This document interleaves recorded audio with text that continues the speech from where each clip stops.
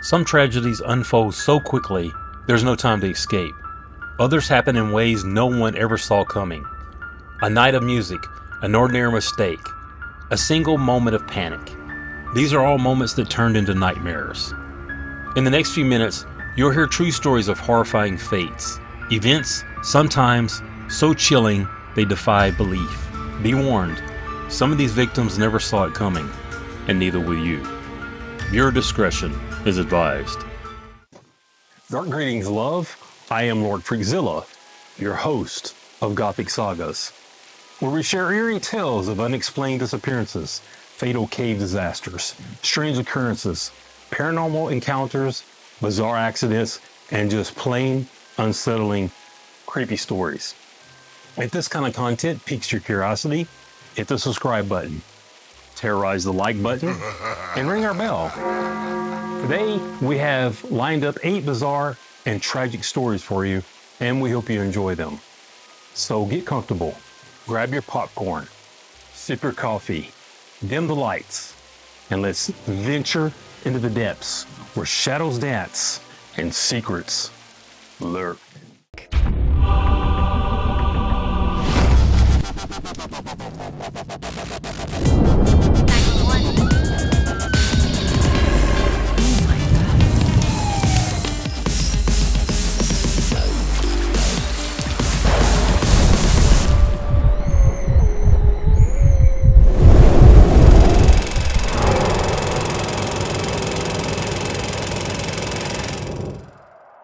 Orcas, also known as killer whales, belong to the oceanic dolphin family and are the largest members of this group. As apex predators, they have no natural enemies in the wild and are known for their intelligence, which allows them to develop complex hunting techniques.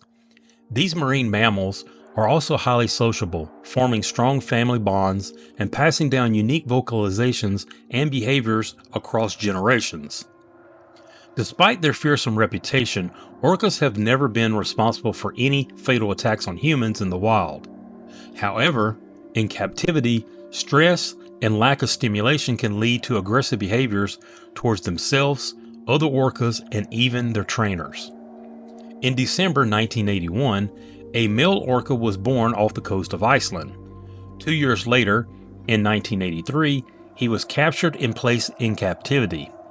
By 1984, he was relocated to Sealand of the Pacific in Victoria, British Columbia, where he was given the name Tilikum, or Tilly for short. Over time, he grew into the largest orca ever held in captivity, reaching a length of 22.5 feet, 6.86 meters, and weighing a staggering 12,500 pounds, 5,667 kilograms.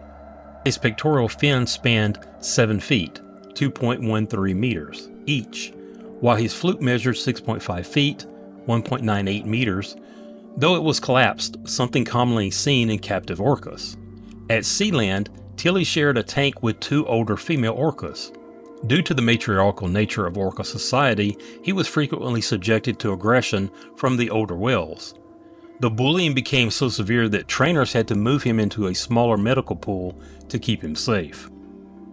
On February the 20th, 1991, a marine biology student and part-time trainer named Kelty Byrne was cleaning the area around the tank when she accidentally slipped and fell into the water. Initially, she managed to grab the edge of the pool, leaving only part of her body submerged. However, before she could pull herself to safety, one of the orcas grabbed her and dragged her underwater. In the wild, orcas can swim over 100 miles a day, engaging in hunting and social behaviors that keep them mentally stimulated. In captivity, their environment is vastly different, and they often rely on artificial enrichment like toys. To the 3 orcas in the tank, Kelty was likely perceived as a new object to interact with. Trainers quickly attempted to intervene, throwing food into the water to distract the whales, but it had no effect. A life preserver was also tossed to Kelty, but the orcas prevented her from reaching it. Despite being an experienced swimmer, she was no match for the sheer strength of the whales. Twice, she surfaced and screamed for help, only to be pulled back under. When she emerged for a third and final time, she was silent. Kelty had drowned. This was the first recorded case of a person being killed by an orca in captivity or in the wild. It took 2 hours for her body to be recovered, and when it was finally retrieved, her clothing had been stripped away and she was covered in bruises and bite marks. Following the tragedy, Tilly was moved to SeaWorld Orlando, and Sealand of the Pacific shut down within a year of Kelty's death. Despite the incident, he was soon performing in shows again, and there were no further recorded issues until nearly a decade later. On July the 6th, 1999, just after 7 a.m., a maintenance worker at SeaWorld noticed something strange in the water. A pair of legs draped over Tilly's back. When he climbed up for a closer look, he was horrified to discover a man's lifeless body floating in the pool. The man, later identified as David Duke, was completely unclothed, his body covered in bruises and cuts. His swim trunks were found torn, and disturbingly, his genitals had been bitten off. Authorities determined that David had entered the park the previous day as a visitor but had stayed behind after closing. He somehow managed to sneak past security and make his way to Tilly's enclosure. Given that SeaWorld's performance often emphasized human interaction with orcas, it is believed that David may have assumed he could enter the pool and safely swim with Tilly, mimicking what he had seen during a show.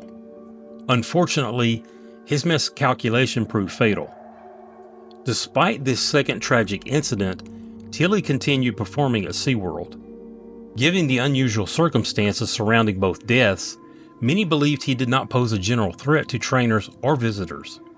For years, there was no further incidents until 2010. By that time, Tilly was part of a show called Dine with Shamu, where guests could eat while watching orcas perform in a poolside setting. One of the show's star trainers was Dawn Brancho, an experienced animal trainer with a passion for marine life. She had a background in psychology and animal behavior, first working with dolphins at Six Flags before moving to SeaWorld in 1994. Eventually, she became a senior trainer and was frequently featured in media appearances discussing the physical training required for working with such massive creatures. On February the 24th, 2010, during the end of a show routine, Dawn was sitting on the edge of the pool, affectionately rubbing Tilly's head. She lay partially on a shallow platform with her face just above the waterline when, without warning, Tilly grabbed her by the ponytail and pulled her under. In front of an audience, the massive orca dragged her violently through the water, refusing to let go. Trainers desperately attempted to intervene, using food and nets to distract him, but nothing worked. For 45 minutes, they followed Tilly through the different sections of the pool, trying to coax him into releasing her. Eventually, they managed to guide him into a smaller medical pool where he finally let go. Dawn had suffered catastrophic injuries. Her spinal cord had been severed, and she had multiple fractures, including her ribs, jaw, and vertebrae. Her left elbow and knee had been dislocated, and most shockingly, her scalp had been completely torn from her head. The cause of death was determined to be a combination of drowning and blunt force trauma. Following the tragedy, SeaWorld faced a wave of lawsuits and public backlash. However, despite the horrifying nature of the incident, Tilly resumed performing the following year on March the 30th, 2011. Over time, growing controversy regarding orca captivity and concerns over animal welfare led to SeaWorld to announce in 2016 that they would end their orca breeding program. The company also committed to eventually phasing out their theatrical whale shows altogether. Tilly performed for several more years until his death on January 6, 2017. His passing marked the end of a dark chapter in marine park history. While the debate surrounding captive orcas continues, his story became a catalyst for change, forcing the world to reconsider whether these intelligent and powerful creatures should be kept in confinement at all.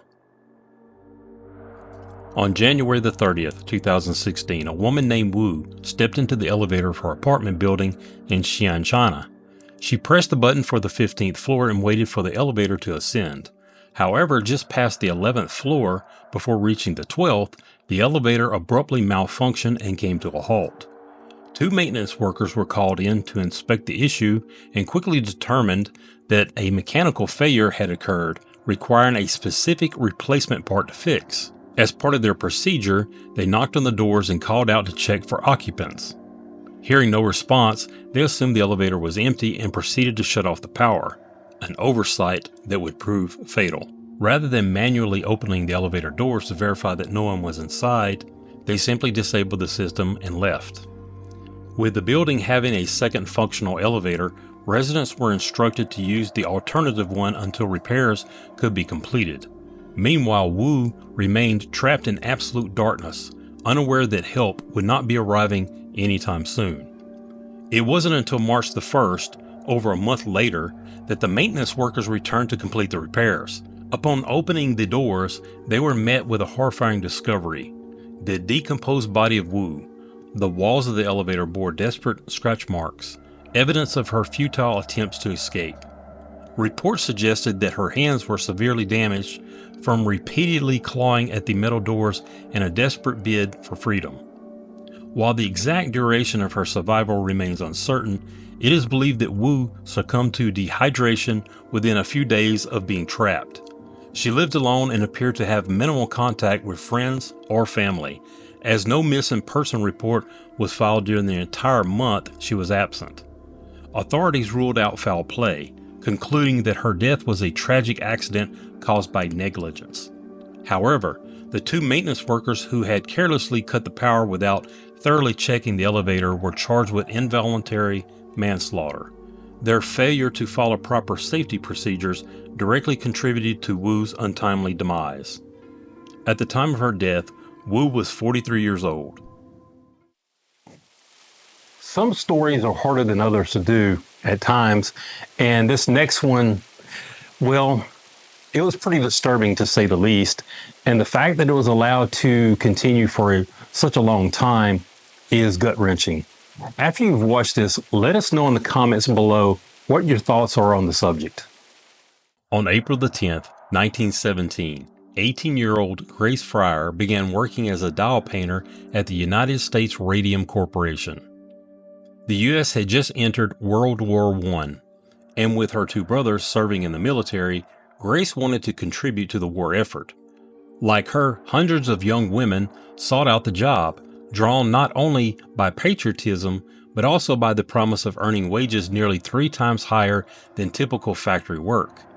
The profession placed them among the top earners in the country. Their task involved using radium, a newly discovered element, to paint watch faces in military dials. Beyond the attractive wages, the luminescent radium added an extra allure. These women quickly gained the nickname Ghost Girls because they would glow faintly in the dark after their shifts. Many of them would even dress in their finest clothes for work, heading straight to the dance halls afterward to dazzle onlookers with their eerie radiance. Some even took it a step further, painting their nails and teeth with the glowing substance for added effect. At the studio, they followed a technique called lip pointing, where they shaped the brush tips by placing them between their lips, ensuring precision in their work. Each time they did this, they unknowingly ingested tiny amounts of radium. When new hires expressed concerns about safety, their managers reassured them that there was no danger. In reality, this was far from the truth. Since Marie Curie had discovered radium 2 decades earlier, it had been known to cause harm. Curie herself suffered burns from handling the substance, and several deaths had already been attributed to radium poisoning. Despite this, factory officials dismissed the risk. While male workers handling large quantities of radium wore protective gear like lead aprons and used ivory tongs, the dial painters received no such precautions. The widespread belief at the time was that small amounts of radium were harmless. Some even considered it beneficial. Radium was incorporated into numerous consumer products, including cosmetics, butter, milk, and toothpaste, and was even advertised as a health enhancer. In 1922, one of Grace's co-workers, Molly Magia, fell ill with a mysterious ailment. It started with a mild toothache that led to extractions, but each lost tooth left behind an open, festering wound. Her condition worsened as her limbs began aching, making walking impossible. By May of that year, she had lost most of her teeth, and the infection spread to her jaw, mouth, and even the bones of her ears. A visit to the dentist turned into a horrific discovery. Her jawbone was so fragile that it disintegrated in the dentist's hands. As more doll painters began experiencing similar symptoms, Grace herself developed pain in her jaw and feet. On September the 12th, 1922, the infection reached Molly's jugular vein, causing her mouth to flood with blood. Unable to stop the bleeding, she passed away at just 24 years old. Doctors were baffled, as more women from the factory suffered similar fates. Despite mounting deaths, the company denied responsibility, even after hiring an independent expert in 1924 who confirmed the connection between radium exposure and the workers' illnesses. Outraged by these findings, company executives funded their own studies to discredit the claims and went as far as lying to the Department of Labor, dismissing the women's illnesses as a mere attempts to gain financial compensation. By 1925, public perception still largely regarded radium as safe. However, pathologist Harrison Martland conducted tests proving that ingesting even minute amounts of radium was catastrophically harmful. The radium accumulated in the workers' bones, emitting continuous radiation and gradually hollowing out their skeletons like a honeycomb. Grace's spine deteriorated so severely that she had to wear a steel brace for support. Others suffered from spontaneous fractures, shortened limbs, and aggressive cancers. As their condition worsened, some women discovered their bodies emitted a faint glow in the dark, a permanent, haunting reminder of the poison within them. The radium industry worked tirelessly to discredit Martland's research, while affected workers struggled to take legal action. Finding legal representation proved difficult, as many attorneys feared the powerful radium corporations. Furthermore, existing laws provided no compensation for occupational radium poisoning, and the statute of limitations on workplace injuries was only 2 years, far shorter than the delayed onset of symptoms. In 1927, a breakthrough occurred when a lawyer agreed to represent Grace and 4 other victims. Facing imminent death, the woman agreed to an out-of-court settlement as the company had strategically prolonged the case. Though far from ideal, the case drew national attention and fueled a growing outcry against radium industries. Outrage spread across the country as factory workers at similar plants staged protests, and public opinion began shifting against the corporations.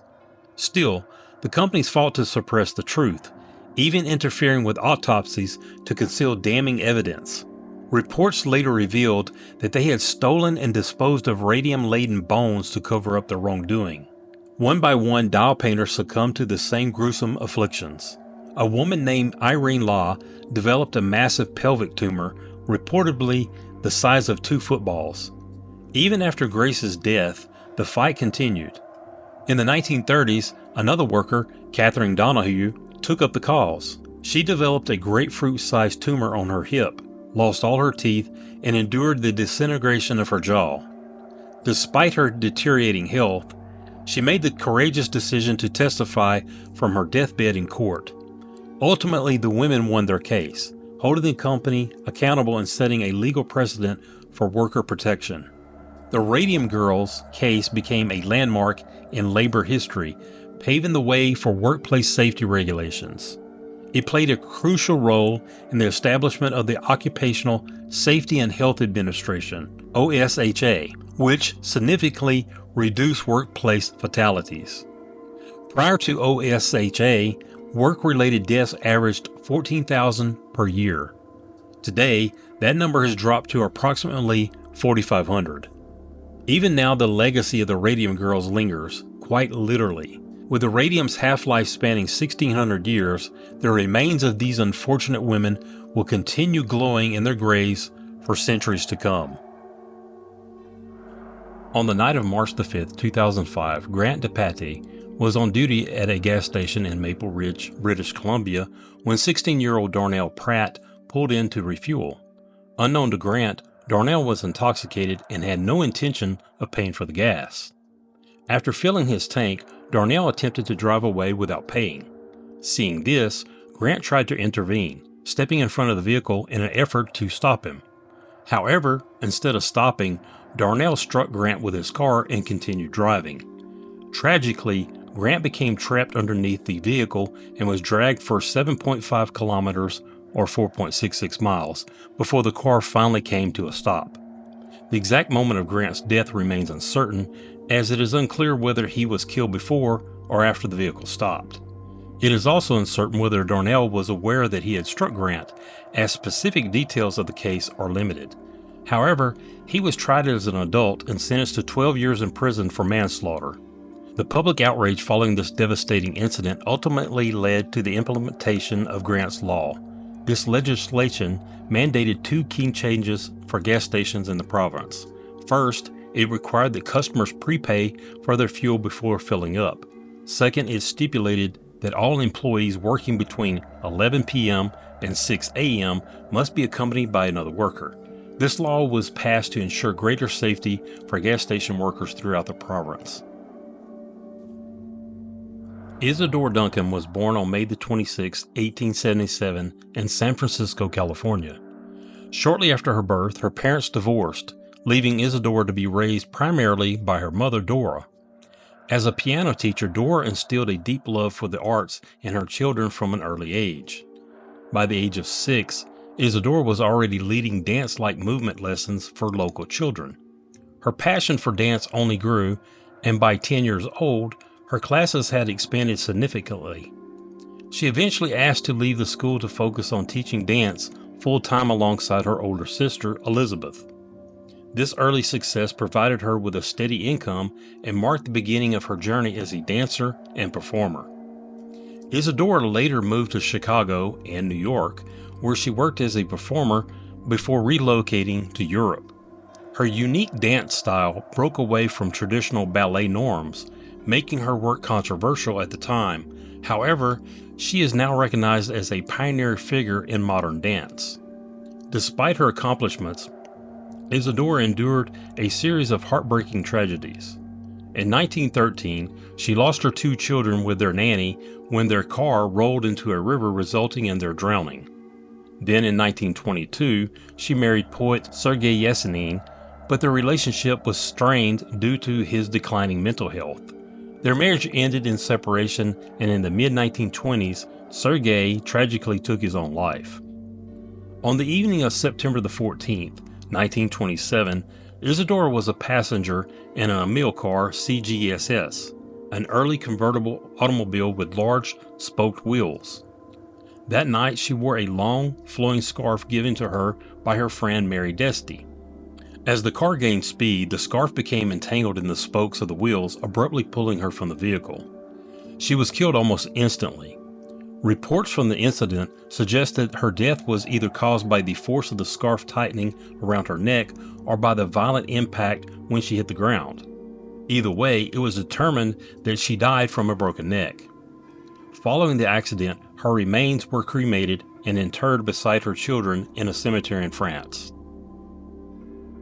Ronald McClagish, a 51-year-old man from Cambridge, England, lived by himself in a bungalow.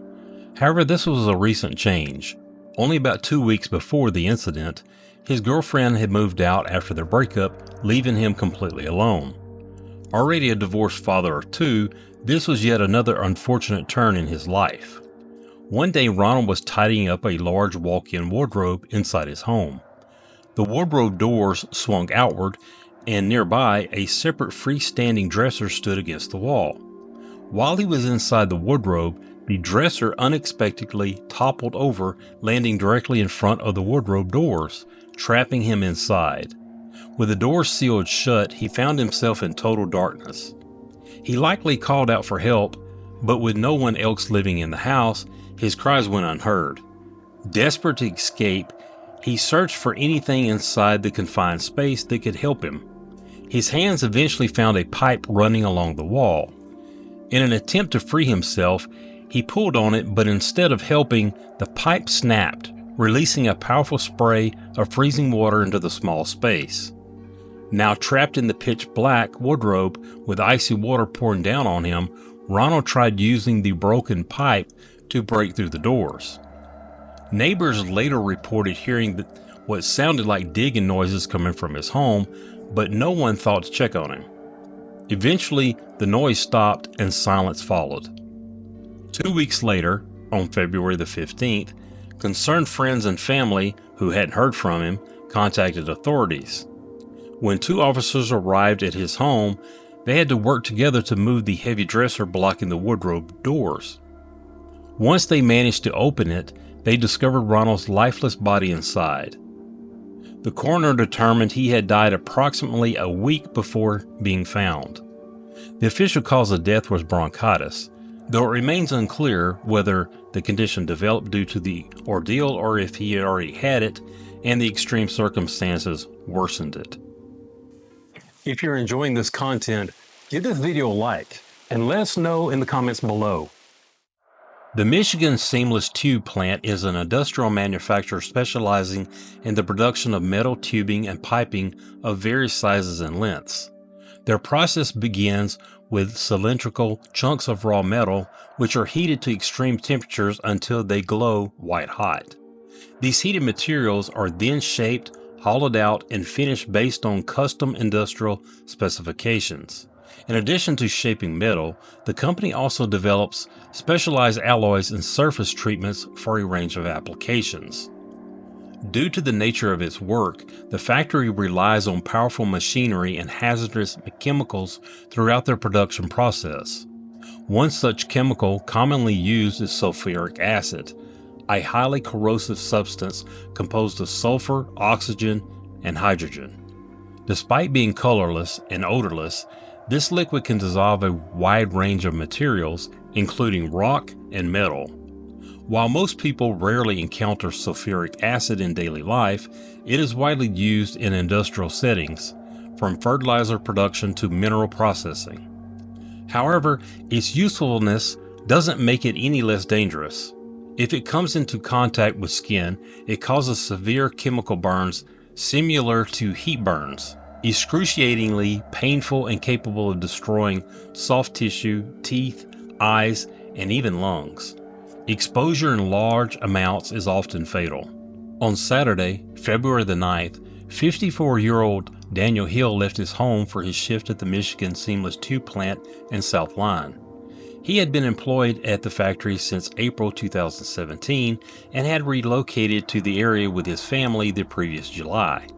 According to neighbors, the Hill family had been thrilled to move to the countryside, enjoying the peaceful surroundings and local wildlife such as deer and coyotes. What exactly occurred at the factory that day remains unclear, as details are limited. However, reports suggest that there was an elevated walkway positioned above large vats containing various chemicals used in the manufacturing process. At some point during the day, workers noticed a man struggling to climb out of one of the vats. They immediately rushed to help and managed to pull him out, though they themselves suffered burns in the process. The reason for this was that the vat's contents were heated to approximately 160 degrees, making the liquid not only highly corrosive, but also scalding hot. Once they got him out, the workers recognized the man as Daniel and quickly moved him to a safety shower within the facility to rinse off the chemicals. Remarkably, he was still conscious, walking and speaking, though undoubtedly in excruciating pain due to the extreme temperature of the liquid. Emergency responders arrived at 12:21 p.m. and transported him to Ann Arbor University Hospital, where doctors fought to stabilize him for the next 11 hours. Tragically, despite their efforts, Daniel succumbed to his injuries later that same day. Investigators later determined that Daniel had fallen into a vat containing a 12% sulfuric acid solution, suffering burns across his entire body. The combination of intense heat and corrosive chemicals proved to be fatal. It remains unknown exactly how he fell in or how long he was submerged before workers noticed. However, it is believed he was fully submerged upon impact, making survival nearly impossible. Following the incident, a safety review of the Michigan Seamless Tube plant resulted in fines totaling $93,000 due to multiple violations.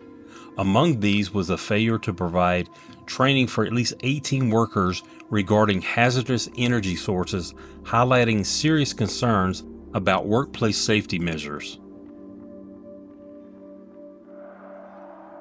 On the night of February the 20th, 2003, a small nightclub in West Warwick, Rhode Island became the site of one of the most devastating fires in U.S. history. The venue, known as The Station, was hosting a concert headlined by the rock band Great White. As the evening's performance wrapped up, the crowd eagerly awaited the final act.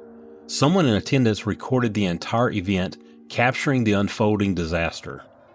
The footage begins with a dimly lit stage as concert-goers cheer in anticipation. The sound of a guitar reverberates through the venue, drawing even louder applause.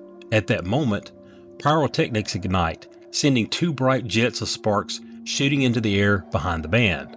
Within seconds, the camera shifts to the right, capturing a terrifying sight: a flame extending from the sparks to the ceiling. Recognizing the imminent danger, the person filming begins to push through the crowd towards an exit. Smoke rapidly fills the air. 10 seconds later, the band stops playing as they notice the growing fire. The sparks had ignited the highly flammable acoustic foaming lining the stage walls. 20 seconds in, the lead singer is heard saying, "Wow, that's not good." Meanwhile, the audience starts murmuring, and the reality of the situation sets in as people shout, "Fire!" The foam consisted of two layers, urethane and polyurethane. When burned, polyurethane releases thick black smoke filled with toxic gases like carbon monoxide and hydrogen cyanide. A few breaths of this deadly mixture can lead to unconsciousness and, if prolonged, death. By the 30-second mark, alarms blare as the stage becomes engulfed in flames. Panic spreads as the crowd rushes towards the exits. Within a minute, terrified screams echo throughout the building, and dense black smoke floods the main exit hallway. One woman can be heard frantically calling out, "Where's my husband?" The cameraman makes it outside, but the horror continues. The video captures the entire nightclub consumed in flames, with smoke pouring out of every window.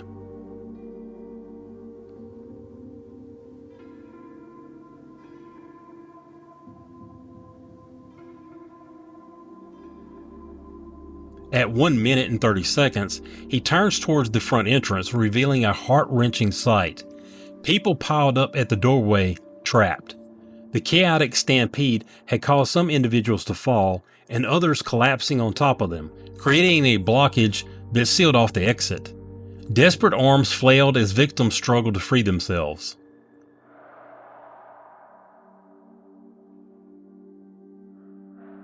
Two minutes in, people are seen escaping through windows near the entrance while the fire rages behind them.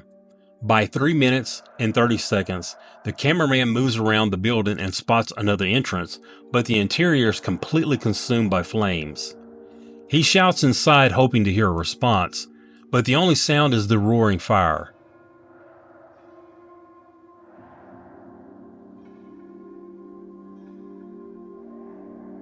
As he continues circling the building, the screams of the trapped victims fade, leaving only the crackling of burning wood and metal.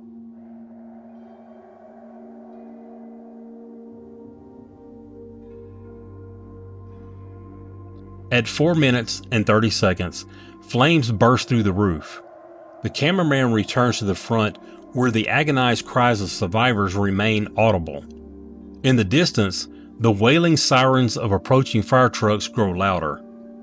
By 6 minutes, the main entrance is completely engulfed, leaving no visible path of escape. At 9 minutes, the building is full-fledged inferno. The video continues for another 4 minutes, capturing the destruction as the cameraman walks through the parking lot. Eventually, the screaming ceases, replaced by ominous sounds of structure collapsing in on itself. That night, 462 people had packed into the Station nightclub. By the end of the tragedy, 100 lives were lost, 230 individuals sustained injuries, and only 132 escaped unharmed. The causes of death ranged from burns and smoke inhalation to trampling in the chaotic rush to escape. The rapid spread of the fire, the overwhelming smoke, and the bottleneck at the front exit all contributed to the staggering loss of life. The root cause of the disaster was the use of pyrotechnics in a confined space with a low ceiling.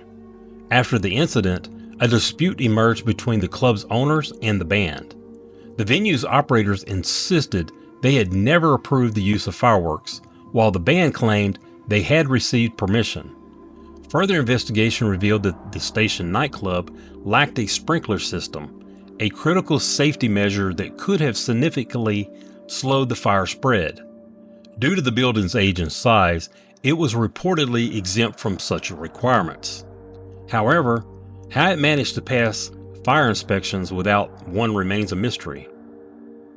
As a result of the fire, the club's two owners and the band's manager, who had arranged the pyrotechnic display, were each charged with over 200 counts of involuntary manslaughter.